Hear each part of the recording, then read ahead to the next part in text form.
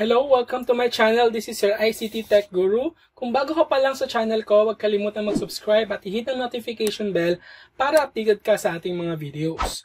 So dito po sa aking channel, marami pa po kayong video na pwedeng panoorin at panigurado pong marami kayong matututunan sa mga videos na yan. So ngayon, tuturuan ko kayo kung paano ba mag-create ng sarili nyong font at i-install to sa iyong computer at magagamit nyo sa kahit anong word processing software. Katulad nito, this is my own font. At kung interesado ka sa video na to, please keep on watching.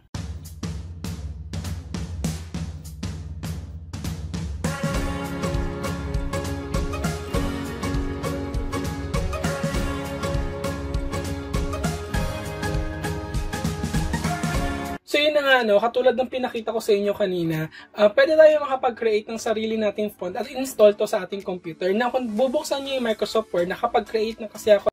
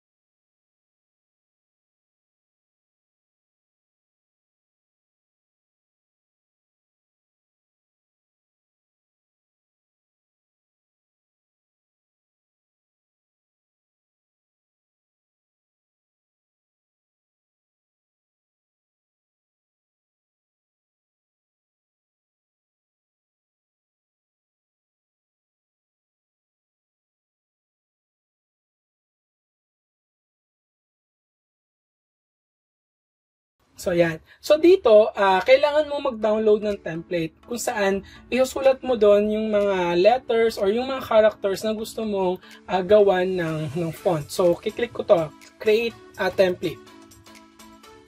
Now, dito sa templates, ang gagawin nyo is, dito kasi sa kanan, meron kayong makikita na mga pipili kayo ng mga scripts. So, dito, minimal English, minimal German, minimal French. So, kahit anong klaseng language, pwede nyo gawan siya ng font. Sa atin kasi, sa Philippines, combination ng letters and then numbers. So, kapag kinilik mo tong minimal English, actually, papakita ko na lang sa inyo.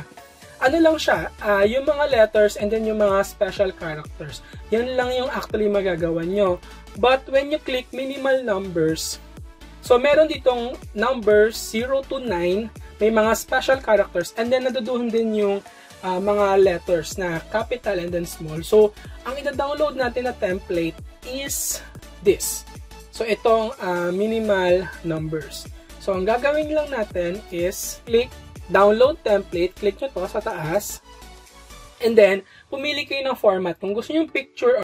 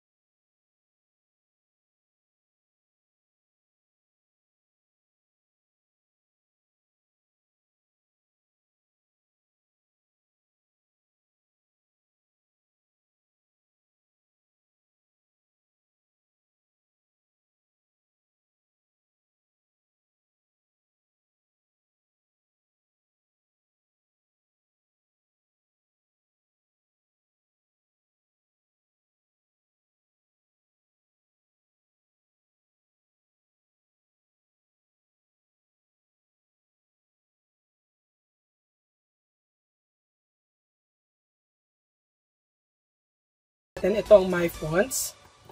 And then, i-upload lang natin yung in-scan na template na yun. So, ang gagawin lang natin is, click nyo to sa taas, Upload Template.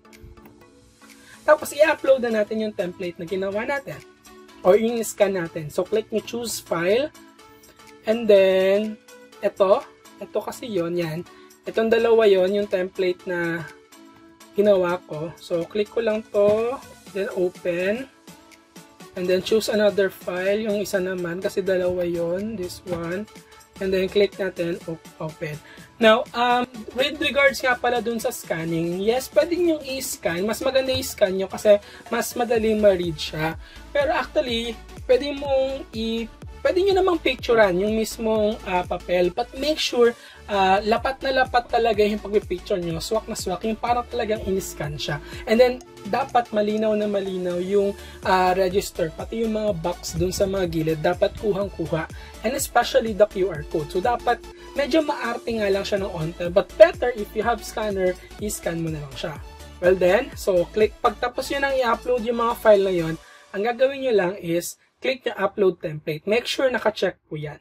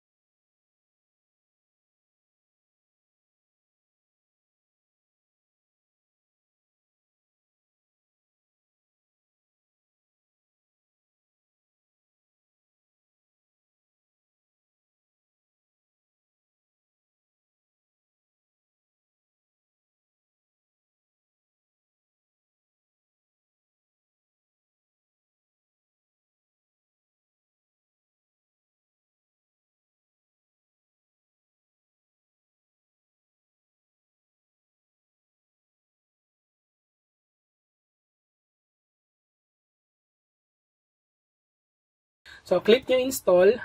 Ayan. So, pagtapos na, close nyo lang siya. Close nyo lang din ulit siya. So, click natin. This one. So, type natin, this is my font. And then, palakihin natin siya. So, ayan, this is my font. So, highlight lang natin siya. And then, dito, type natin yung name ng font. So, demo font. Ayan. So, dito na yung demo font. Then, click natin enter. So, ayan na. So, ayan na, ayan. Palakihin natin para mas makita nyo. So, ayan na yung font na ginawa natin. So, may sarili na kayong font.